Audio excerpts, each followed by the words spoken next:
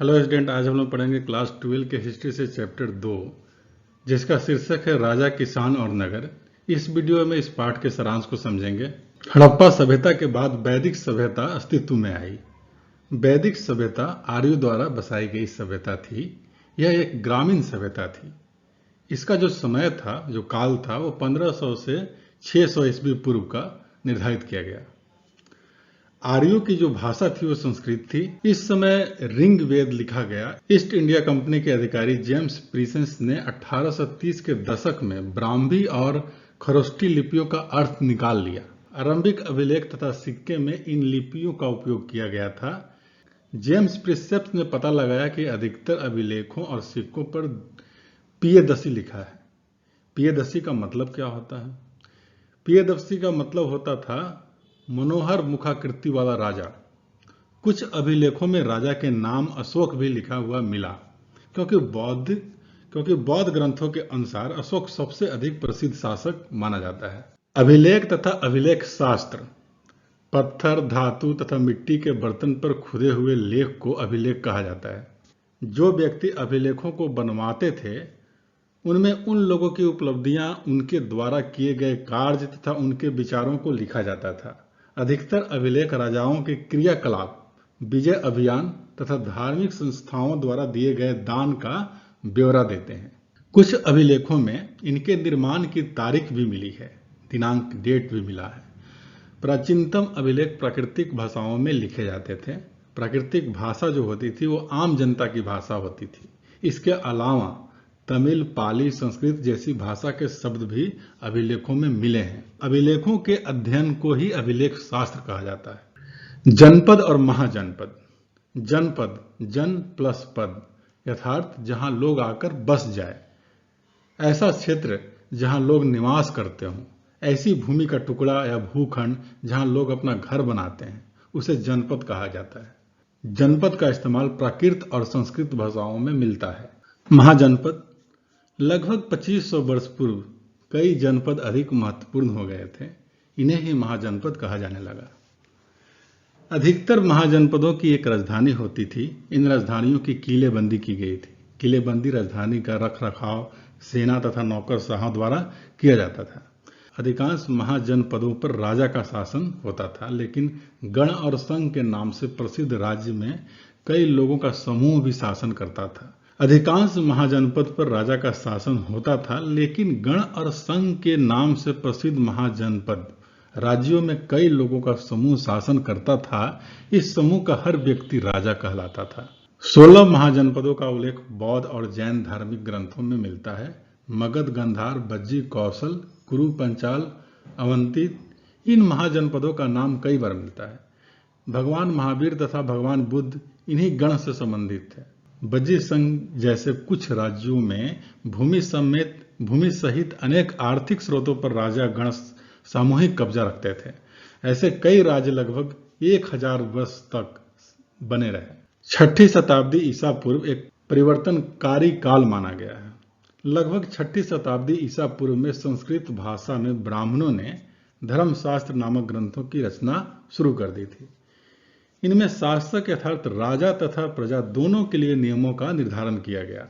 आरंभिक राज्यों का उदय, नगरों का उदय हुआ, लोहे का प्रयोग बढ़ा, सिक्कों का विकास हुआ, बौद्ध और जैन दार्शनिक विचारधाराओं का भी विकास हुआ। ब्राह्मणों द्वारा धर्मशास्त्र नामक ग्रंथों की रचना की गई।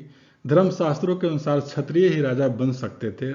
राजा का काम था कि किसान, व्यापारियों तथा शिल्पकारों से कर तथा भेंट वसूलना। धीरे धीरे कुछ राज अपना स्थायी सेना और नौकरशाही तंत्र बनाने लगे थे। 16 महाजनपदों में प्रथम मगध को माना जाता है। मगध बिहार राज्य में स्थित था। मगध 6ठी से 4ठी शताब्दी ईसा पूर्व में सबसे शक्तिशाली महाजनपद बन गया था। इसके शक्तिशाली होने के पीछे कई कारण थे, जैसे उपजाऊ भूमि थी जिससे अच्छी फसल होती थी, लोहे की खदान उपलब्ध थे, लोहे से औजार तथा हथियार बनाना आसान था, जंगलों में हाथी उपलब्ध थे, सेना में हाथियों को शामिल किया जाता था, गंगा और इसकी उपनदियों से आने जाने का एक रास्ता सस्ता और आसान था, मगध प्राकृतिक रूप से सुरक्षित माना जाता था। मगध में योग्य तथा शक्तिशाली शासक थे, जैसे बिंबिसार, अजातशत्रु, महापद्म नंद। इन शासकों के बेहतर नीतियों के कारण मगध इतना समृद्ध था। प्रारंभ में राजगाह यानी राजगीर मगध की राजधानी होती थी, परंतु 4वीं शताब्दी ईसा पूर्व में इसकी राजधानी बदलकर पाटलिपुत्र को बनाया गया। मगध के शक्तिशाली होने या बनने के कुछ कारण थे, जिसमें पहला कारण था कि खेती की उपज में अच्छी खासी बढ़ोतरी अथवा उपज का ज्यादा होना। दूसरा था जंगली क्षेत्रों में हाथी उपलब्ध होते थे जो सैनिकों के काम आ जाते थे। तीसरा था लोहे की खदानों में प्रचुर मात्रा में लोहा उपलब्ध था जो झारखंड में था, जिससे तरह तरह के हथियार और उपकरण बनाए जाते थे। चौथा है गंगा और इसके सहायक नदियों से आवागमन का आसान होना, क्योंकि यह सस्ता और सुलभ था जो आसानी से उपलब्ध हो जाता था। मगध का शक्तिशाली बनने के कारण विभिन्न शासकों की राजाओं की नीतियां थी। जैन और बौद्ध धर्म के अनुसार अजातशत्रु एवं महापद नंद ने जैसे प्रसिद्ध राजा हुए, बहुत ही महत्वाकांक्षी राजा थे। शुरुआत में राजगाह यानी राजगीर मगध की राजधानी थी और राजगाह का मतलब होता था राजाओं का घर। आगे चलकर 4वीं शताब्दी ईसा पूर्व में पाटलिपुत्र को मगध की राजधानी बना दिया गया। मौर्य साम्राज्य जो 321 ईस्वी पूर्व से लेकर 185 ईस्वी पूर्व। धनानंद को चंद्रगुप्त मौर्य द्वारा हराकर मौर्य साम्राज्य की स्थापना की गई थी। चंद्रगुप्त मौर्य के गुरु चाणक्य ने चंद्रगुप्त मौर्य की सहायता की। चाणक्य को विष्णुगुप्त तथा कौटिल्य भी कहा जाता है। इन्होंने अर्थशास्त्र नामक पुस्तक लिखी। इनका शासन पश्चिमोत्तर में अफगानिस्तान और बलूचिस्तान तक फैला हुआ था।